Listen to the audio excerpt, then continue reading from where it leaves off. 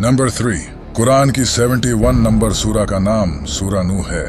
इस सूरा में टोटल 28 आयतें हैं। अगर हम इस सूरा की टोटल आयतों को इस सूरा के नंबर से माइनस करें तो जवाब 43 आता है।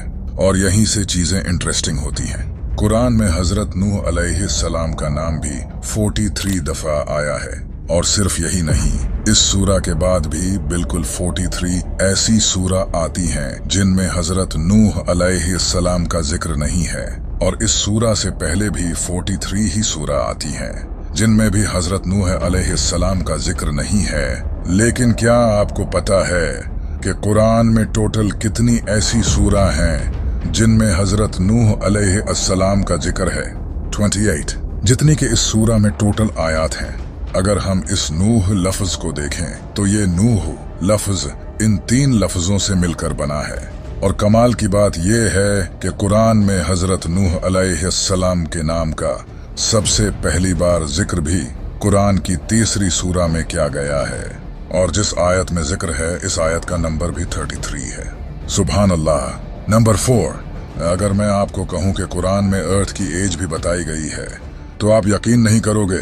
कुरान में अल्लाह ने फरमाया है कि मैंने ये दुनिया 6 में से 2 दिन में बनाई है।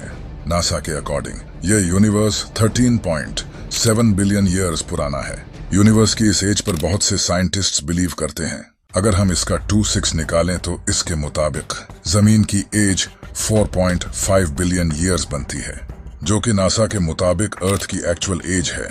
अगर आप अर्थ की इस एज को इग्नोर भी कर दो तो फिर भी ये कैलकुलेशन 100% प्रूव कर देती है कि कुरान ने ये सच कहा है कि जमीन को अल्लाह ने 2 दिन में बनाया है। नंबर 5, ये है सूरा अल-नहल। नहल का मतलब शहद की मक्खी होता है। ये सूरा शहद की मक्खियों के ही बारे में है। यह कुरान की 16th सूरा है। और आप जानकर हैरान होंगे कि मेल शहद की मक्खियों में क्रोमोसोम्स भी 16 ही होते हैं और फीमेल शहद की मक्खियों में भी 16 पेयर्स ऑफ क्रोमोसोम्स होते हैं। और क्वीन हनी बीज अंडों में से भी 16 दिनों में ही निकलती हैं। इतना ही नहीं, शहद की मक्खियां अपनी जिंदगी में 4 स्टेजेस से गुजरती हैं। अगर आप 4 को 16 से मल्टीप्लाई करोगे तो जवाब आता है 64। इस सूरा में टोटल 128 आयतें हैं। और इन टोटल 128 आयतों में से 64 आयतों में अल्लाह का नाम आता है और 64 में नहीं आता। नंबर 6, ये पैटर्न भी बहुत कमाल का है। कुरान की इस सूरा में लफ्ज सुवर से आयत के आखिर तक 38 लेटर्स आते हैं। सुवर के जिस्म में क्रोमोसोम्स भी 38 होते हैं। कुरान की इस सूरा में लफ्ज गधे से आयत के आखिर तक 62 लेटर्स आते हैं। गधे के जिस्म में क्रोमोसोम्स भी 62 होते हैं।